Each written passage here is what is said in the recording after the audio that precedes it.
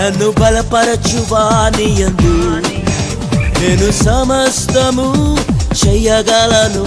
నేను అడుగుపెట్టు ప్రతి స్థలము నేడు స్వాస్థ్యముగా పొందెదను. నన్ను బలపరచువానియందు నేను సమస్తము చెయ్యగలను.